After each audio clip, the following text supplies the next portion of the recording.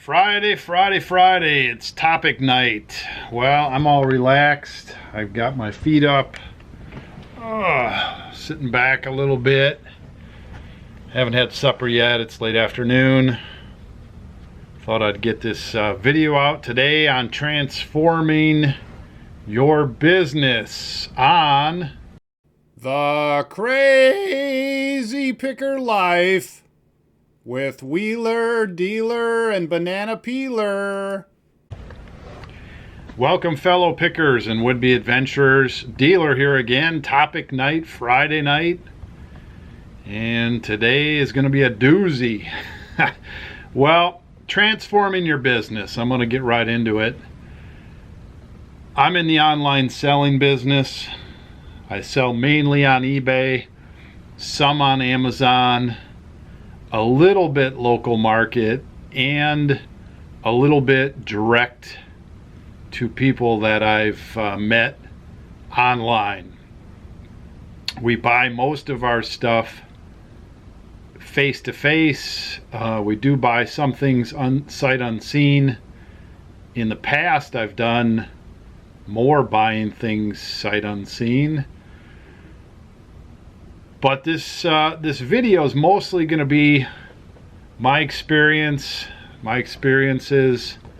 in buying and selling online, and some of the transformations in my businesses. And you can probably take a few tidbits or items or points away from some of the things that I've done, some of the mistakes and some of the pros and cons and things that I've done over the years, and apply them to your own business.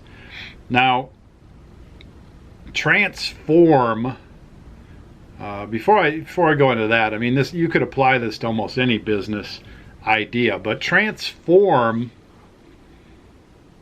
means to change, and you're changing from one way of doing something to another way of doing something. So transform is not what I would call normal change. It wouldn't be like the year-to-year change. If you have a running business or a successful business or a full-time operating business or even a part-time operating business, year to year to year to year, you're going to have to do some changes just to keep up with technology, keep up with the way the web runs, keep up with, computers and electronics and all your ways that you hook to the internet.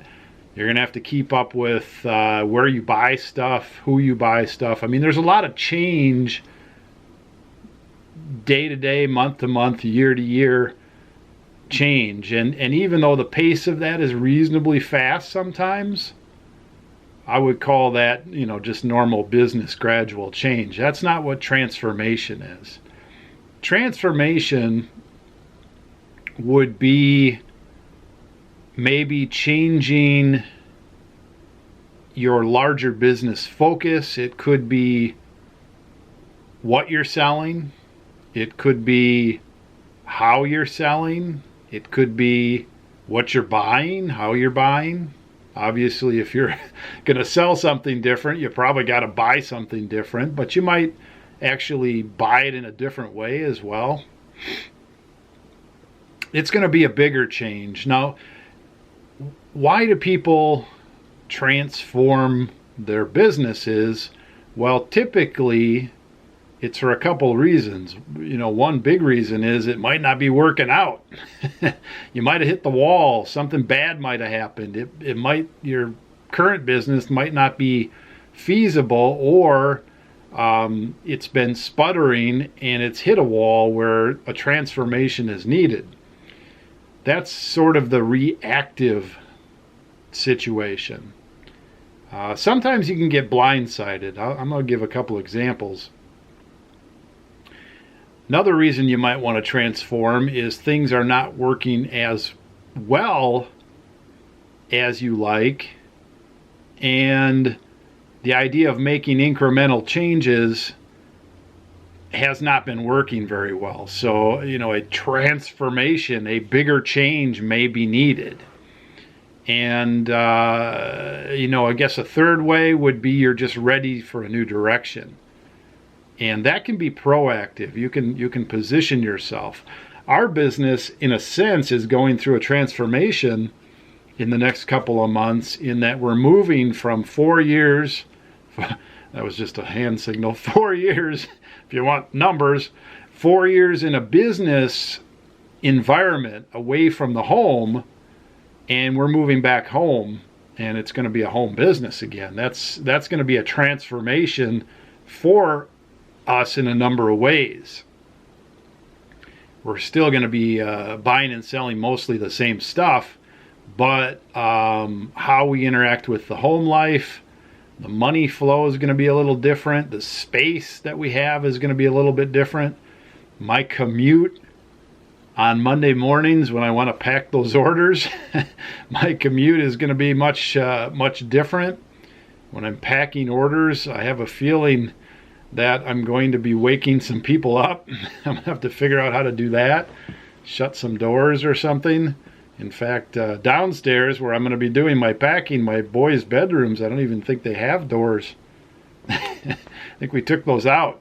I think we took them out when we used to have offices down there, and we never put them back, so we might have to put some doors back on. So there's a transformation that's happening in my business. Looking at your business, many of you out there just need to make some incremental changes or normal changes, and your business will be heading in the direction it needs to head. A lot of the things we need to change are just our own habits, right?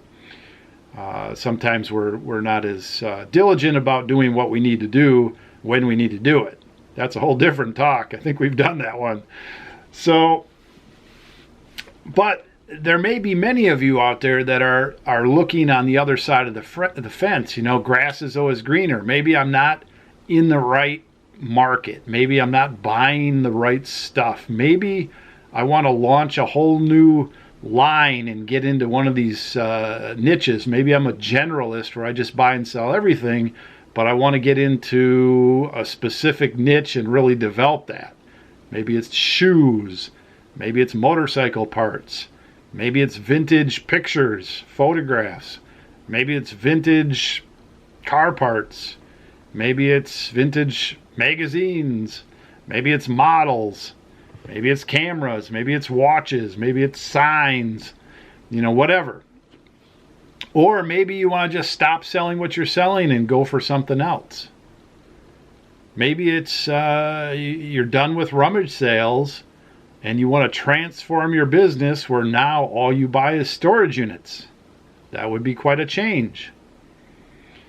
So if you're at a point where you're looking to transform your business, one of the biggest things you need to have is a why. Why are you doing it? What's going to pull you through this transformation? When you go through a transformation, in a lot of cases, things are ripply. Cash flow can be ripply. Cash flow can go up and down. Transformations cost time. They cost money. And you need to have a why that's going to pull you through that. I'm going to do a quick look at some of my history of buying and selling online and try to hit the points of it that are of interest to our talk today of transformation. I can talk all day long about all these different business directions that I went, how some were successful and some weren't successful, how I learned certain things, etc., etc. But let's talk more from the standpoint of why I made the change, what were the thought patterns, where was the transformation, how did that go, right? Well, my first major selling opportunity on eBay back in right around the turn of the century. I think it was 99, somewhere in there, 98, 99, 2000, somewhere in there. Sharper Image was making these long up and down ionic air purifiers, and we were able to get a hold of those and sell those in our health food store and to our clientele. And what we liked about them is they were inexpensive and they did do something. However, what we found out we didn't like about them is they were super touchy and cheap, and certain things burned out on them. There was a problem with them. They lasted only for a year or less, and there were so many problems with them up until that point that it turned into a return type situation. During that time period, though, I found a way to buy a bunch of them cheap. And being that there was this crease, this gray area in the internet coming on with eBay and everything else, I was able to sell them online on eBay. And I sold a bunch of them. I sold over 100 of them. And what happened, though, is Sharper Image and whoever they did private labels with and whoever they used for distribution of these things didn't like these things going to unauthorized sales places. You know, they had Sharper Image stores and they had a few other places that were selling them. We were able to sell them in our store, and they were pretty much okay with that within certain conditions. But then the online thing was sort of a gray area, and that whole distribution got shut down. We were no longer able to buy those. And then I had to deal with some returns and some sweep up of that whole thing. And in reality, a couple things weren't so good about that. And the reason I transformed the business into that is I saw an opportunity. And the reason I transformed the business out of that is because of the quality of the products and not able to get them. So it was short-lived. But 100 of those, give or take, online at over $150 profit each, that's a nice little cha-ching, right? What is that? 15 grand? I mean, there's expenses in there, but those things weren't cheap. They sold pretty expensive, $300-400, whatever. A few years went by, and I was not relying on eBay for my income. It was more of a way to buy things for our family business and sell some things. And I was sort of experimenting with online, just like anybody, 20 years ago, 15 years ago online. It still was pretty raw out there. And I started buying and selling DVDs, movies. And I came from a background where I was buying from wholesale companies and selling products in my store. So I thought, well, I'll just contact one of these vendors that sells DVDs, one of these warehouses.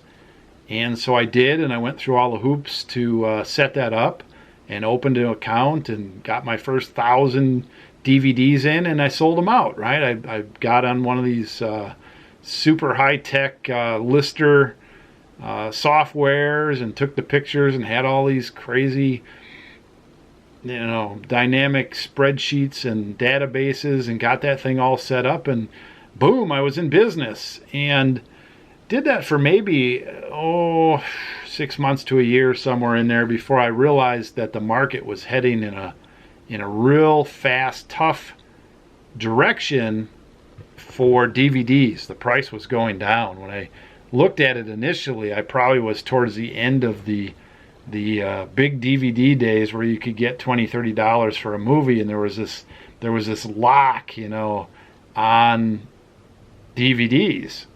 And then what happened is the internet opened that up, and Walmart got in on it, and pretty soon your average movie was down there in price. There just wasn't much margin when the big players got in. And so if I could have kept buying more and more and more, I could have got better pricing, but my margin was still pretty thin. And so the transformation that happened there, I was like, I got to get out of this business because my margin is shrinking. It's not enough per package. I can't hire anybody and pay them. I'm not big enough. I'm a little guy. I'm out. So there was this realization that it was not going to work. And rather than keep going down that rabbit hole, I knew I was making $1 a package or something like that. And at $1 a package, a one-person show to sell and 100 a day or something, to make $100 a day, to make a reasonable living, that's a lot of packages. I was doing some days 60 or 70. And I'm like, I can't keep this up. It's not going to work. I had it streamlined. I had everything streamlined. So the transformation for me was one day I was looking at my numbers and I'm looking at, hey, I wouldn't mind making 6 figures in this business.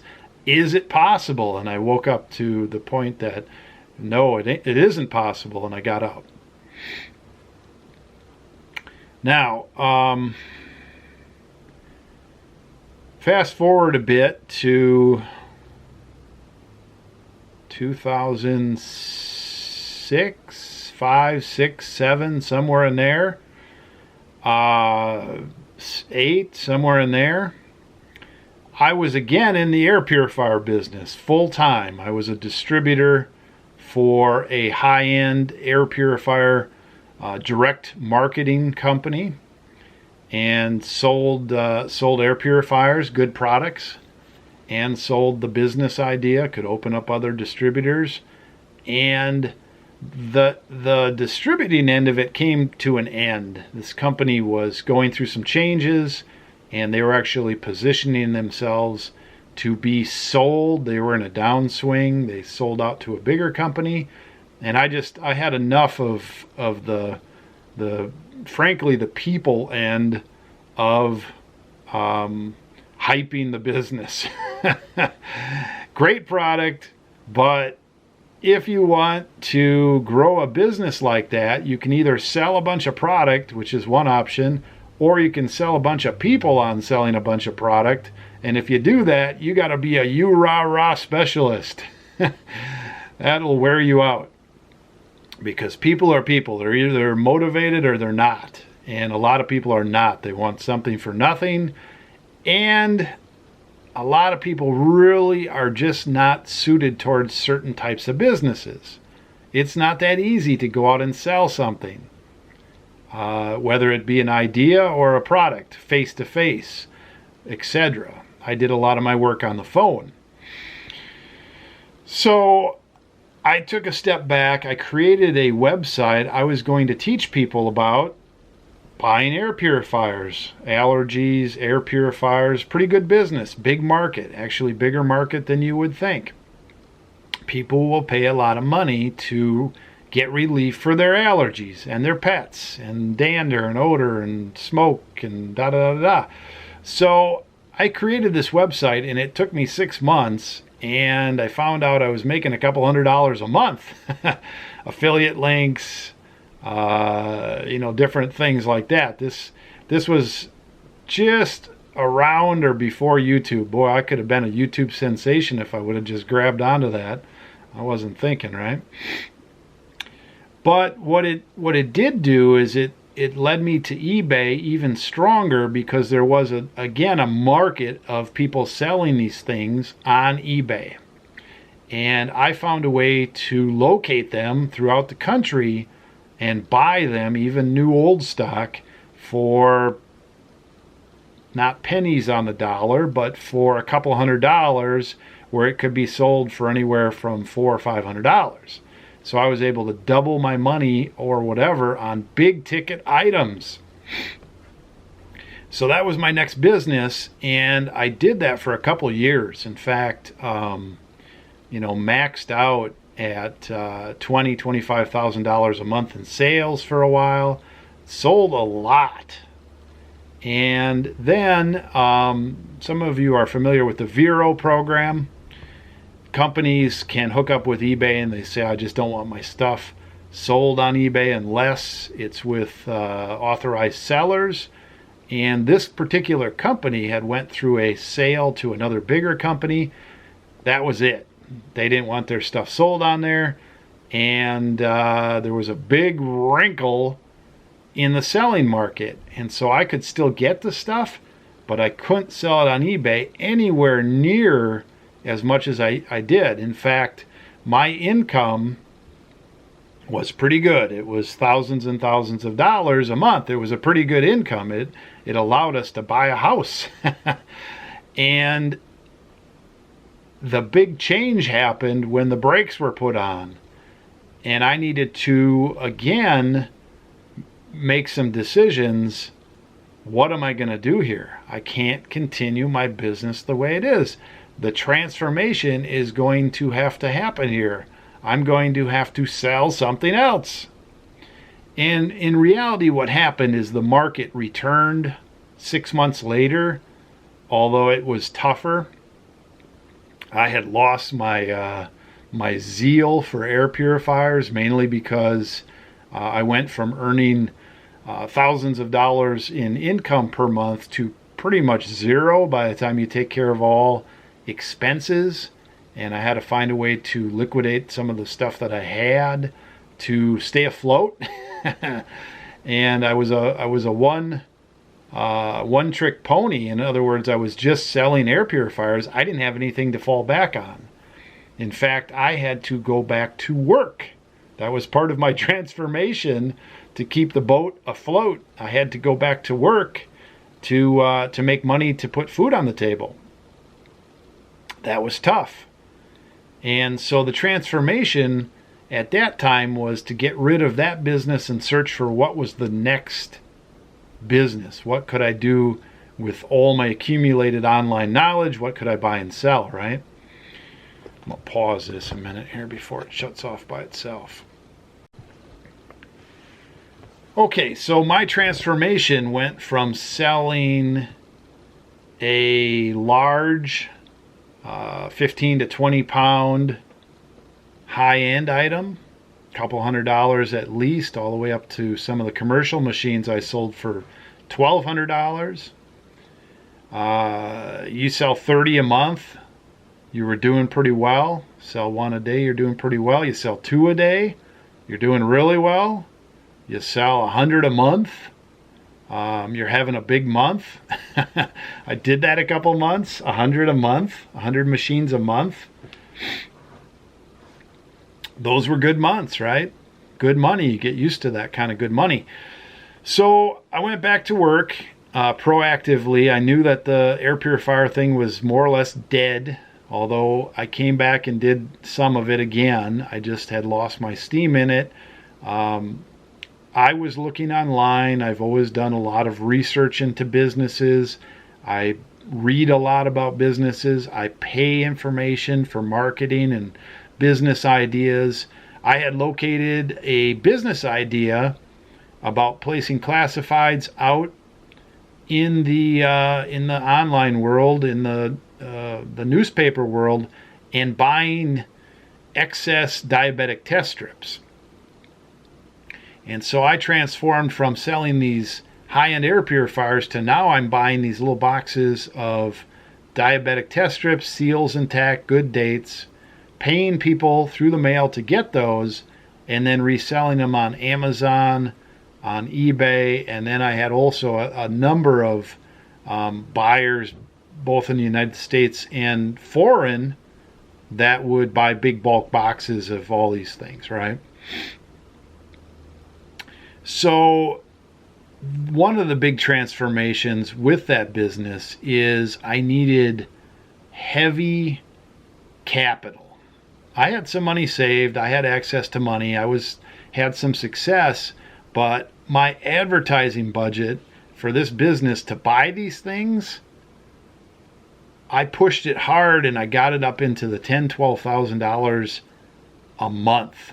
Spending on advertising in classified ads. That's a lot. That would bring in a lot of test strips. I hired a call center to take phone calls and screen people and buy these things. I had some permits that I had to get for shipping and such. I had to look into the legal end of it a little bit.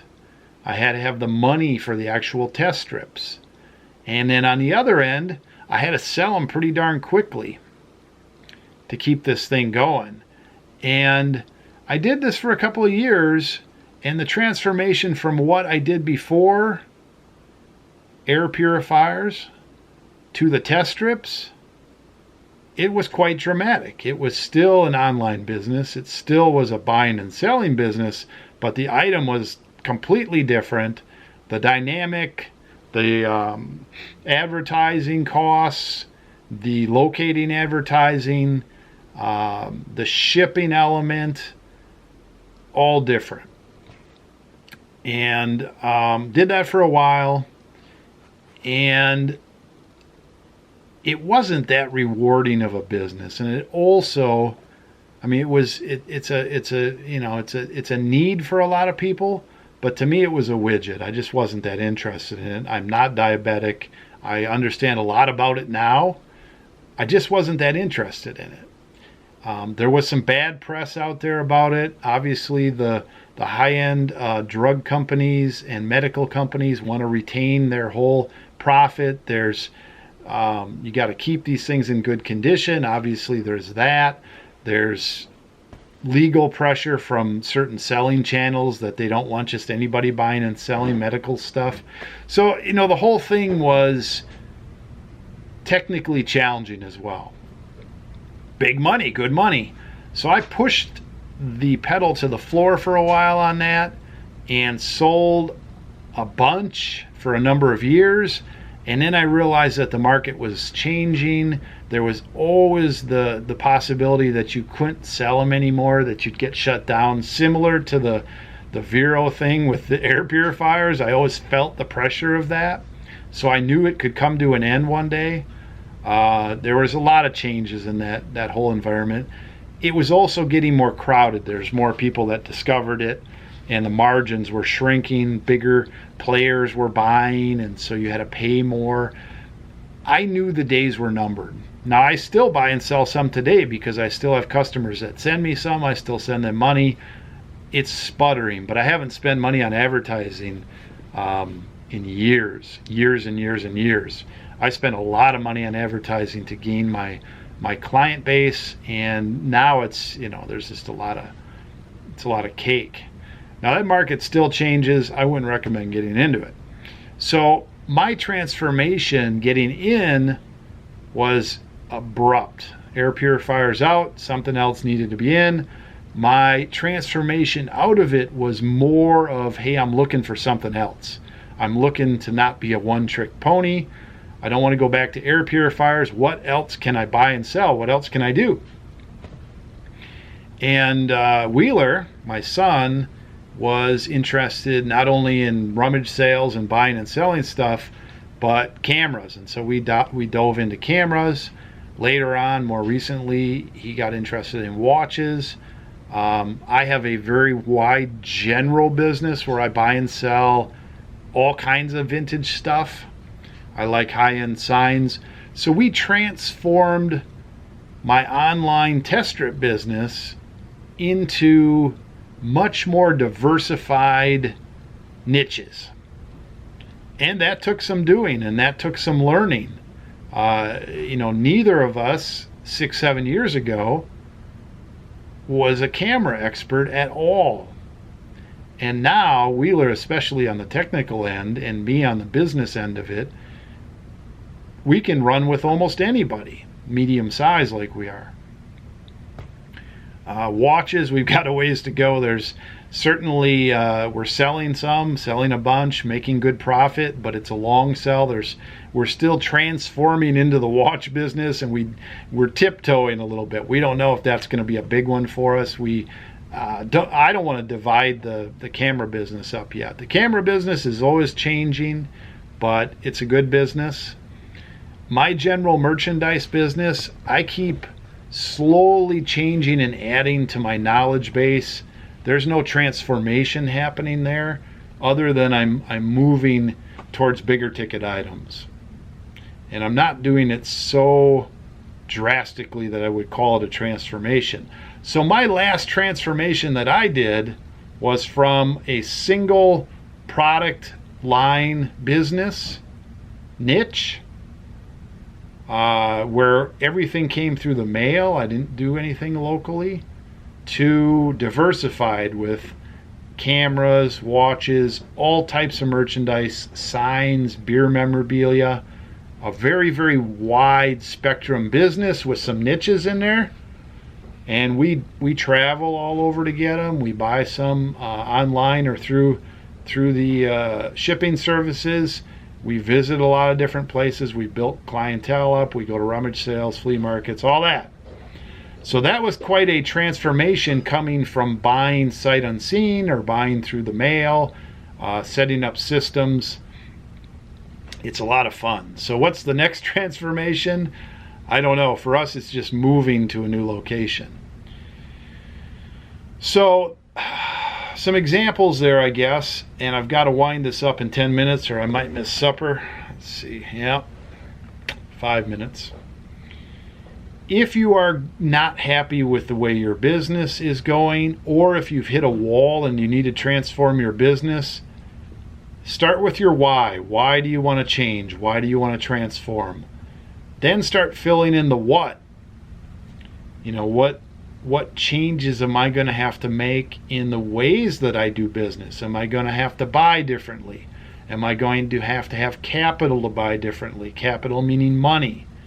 Am I going to have more warehousing? Am I going to have help? Is my shipping going to be different? Am I still going to be able to sell or want to sell on eBay? Or do I have to go to Amazon? Or should I go to Etsy? Or should I sell locally?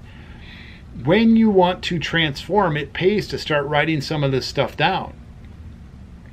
And then there's a certain point where you just have to stop doing what you're doing, or at least slow it down and start spending more time on what you want to do. And you're going to have to gauge that. Every situation is a little bit different. Obviously, time and money. And you don't want to displace things like family. You don't want to drive everybody too crazy. But I'll tell you this, transformation is not for the weak at heart. It can be tough. It's one of those things when you go into it, you have to be into it. And sometimes that means long hours. Sometimes that means stress. Sometimes that means uncomfortable, right? One thing that I can tell you is when you transform your business a few times, or when you go through some ups and downs a few times, it is easier. It is easier. You have experience. You have to believe in what you can do. You have to be able to call for help if you need it. You have to be able to answer some of those questions that are tough questions. You have to be able to power it through sometimes. But my last point, and the last thing I'll leave you on transforming your business, is find a mentor. Or better yet, because people are so busy and you know, mentorship comes in different ways. For me, please don't ask me to be a mentor. I do these videos, but I'm mentoring my kids. I'm already a mentor. I just have too much on my plate. Better than finding a mentor, I think, in today's age, is find somebody to follow. There's so many people with YouTube and their eBay channels and all these different things.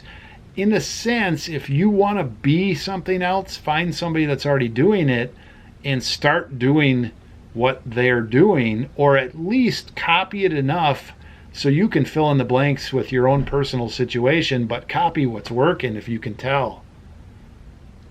And the signs are there. You can tell people that have stuff that's working. If you're on their eBay auction sites, you can see by clicking some buttons on how much they've sold. You can see what their feedback is.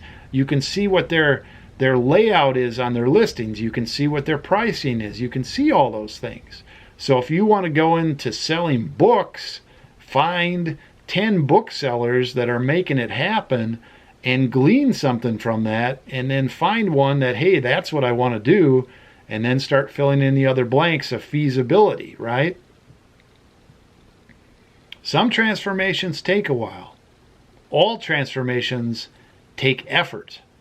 All transformations take action. You have to take action. But you want to make that action not like, hey, here we go, off the cliff. You know, blindly. Don't go blindly off a cliff. You got to lay some plans. Your plans need to be based on something, reality, you know? Make your plans based on reality. Oh, I could talk about this stuff all day long. I should just make it like an encyclopedia of how to make your life crazy. Oh. Well, I hope there were a few things you could glean from this. I'm glad to get this done early. I'm going to do some listing tonight. I'm going to do some other projects tonight. I'm positioning myself for tomorrow, Saturday, for doing some carpet removal in the basement and trying to get a handle on the flooring that needs to go in down there. That's holding things up. I don't know what we're going to do tomorrow. I don't think there's any picking. I think I'm going to probably just show some listing or general stuff around the office. I don't know what kind of video we're going to do, but it'll be, you know, daily stuff. Leave some comments down below, questions, comments. Give me some of your own examples of your transformations. I'm interested. I always like to hear successes and failures and learning and all that. I like to hear some of that. If you need to transform, feel free to put it down below. Hey, I need to transform. Here's what I think I'm going to do. I'm going to start today looking into it. If you don't need to transform, don't just transform for transformation's sake. You know, if you got a niche that you need to milk it. Work it. Do it. But realize if you are a one-trick pony, that things can change and end. You always need to be looking for better stuff. Some of that you can do gradually. Some of that you can do while you're doing what you want. You don't necessarily want to get to the end and have to transform. That's a lot of work. Thanks for watching. Appreciate your comments and your questions, especially the thumbs up, encouragement, like all that. Pick well, list often. Dealers back to work. Out. Hey, Wheeler. Dealer production.